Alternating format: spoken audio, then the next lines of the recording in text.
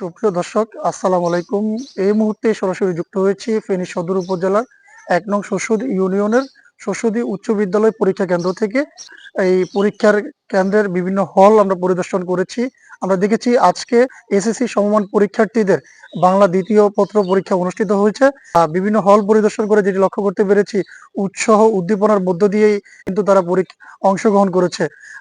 এর এই শস্যদী উচ্চ বিদ্যালয় কেন্দ্রে ২৭৯ জন শিক্ষার্থী অংশগ্রহণ করার কথা থাকলেও ২ জন শিক্ষার্থী অংশগ্রহণ করেনি, অর্থাৎ ২৭৭ জন শিক্ষার্থী অংশগ্রহণ করেছে।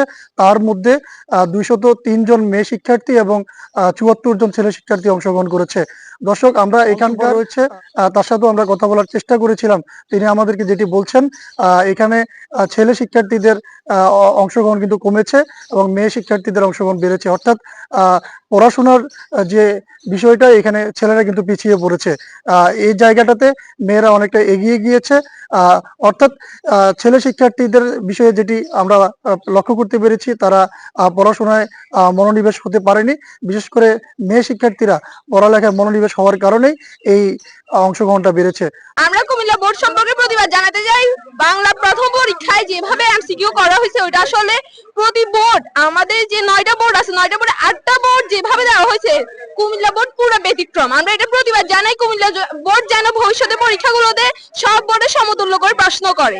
আমাদের ব্রেনটা আলাদা, তো আমাদের প্রশ্নটা এই জন্য একটু কঠিন আসে, আমাদেরকে একটু গোয়া বাড়াতে আর মানে আমাদের কুমিল্লা বোর্ডের টাকা নেই, আলাদা ভাবে আসবে। কুমিল্লা বোর্ড মানে প্রশ্নগুলা খুব হার্ডে করে, যে ঢাকা বোর্ডে গুলা, কারণ এখানের আমাদের এগুলো হলো গ্রামীণ মেয়ে ছেলে, ওগুলা তো এত ইয়ে না। তারপরে কুমিল্লা বোর্ড কেন এরকম হার্ড করে তা জানি না। কিন্তু পরীক্ষার প্রস্তুতি ভালো, পরীক্ষা চলমান পরিস্থিতি ভালো এবং শতভাগ নকল মুক্ত স্বচ্ছ পরীক্ষা হচ্ছে। এর চেয়ে স্বচ্ছ পরীক্ষা হতে পারে বলে আমার ধারণা। দর্শক, শস্যদী উচ্চ বিদ্যালয়ের পরীক্ষা কেন্দ্র থেকে এতক্ষণ আপনাদের জানানোর চেষ্টা করেছিলাম ফেনী রূপান্তরের মাধ্যমে।